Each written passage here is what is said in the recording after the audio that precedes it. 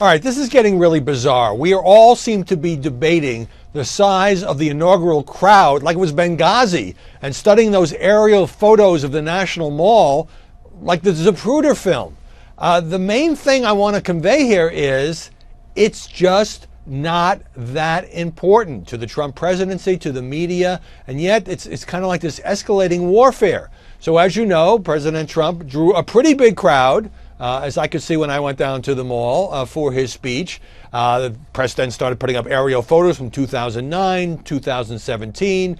The conclusion was reached, also based on other data like metro rail trips, that this was smaller than Barack Obama's crowd in 2009. Now that would have been a minor footnote, I think, except that Donald Trump did not like that and pushed back, and he did that, number one, when he went to speak to the CIA, and number two, he had his press secretary, Sean Spicer, go to the briefing room and scold the press and say, we are going to hold the press accountable, both over the crowd size, where we had Spicer insisting this was the largest crowd in the history of inaugurations, and on more solid ground, the mistake made by a Time magazine reporter that President Trump had removed the Martin Luther King Jr. bust from the Oval Office, which was not true, and the reporter apologized. So with the ratcheting up of the rhetoric, it reminds me so much of the campaign, where Trump would be embroiled in a fight with the media. Sometimes he would instigate it, sometimes the press would instigate it, and he would punch back.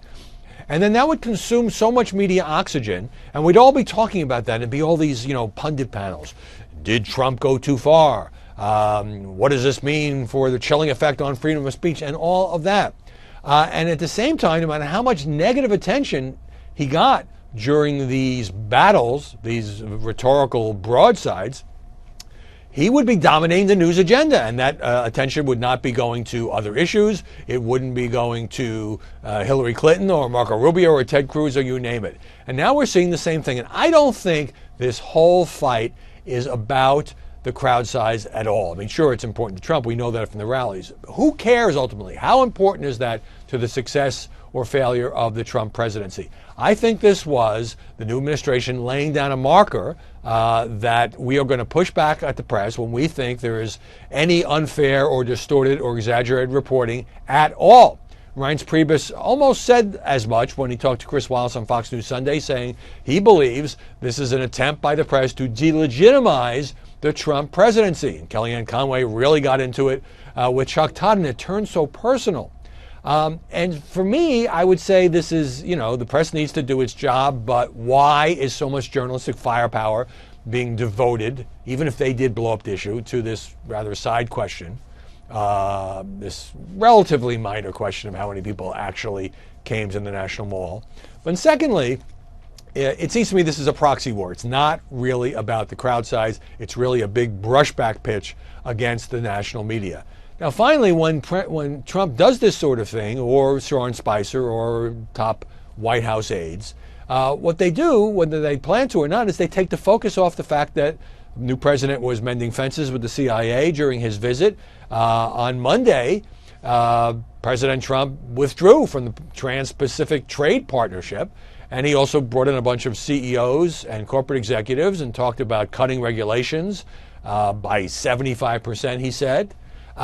This is why he was elected. This is the stuff people care about. This is what affects people's lives.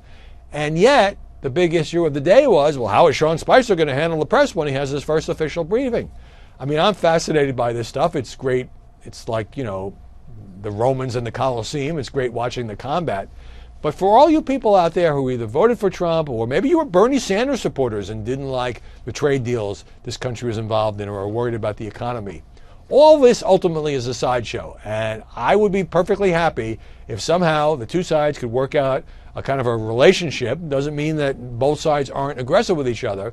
But rather than letting this consume the debate and suck up all the media oxygen, let's focus on what matters to the American people. That's what the press missed in 2016.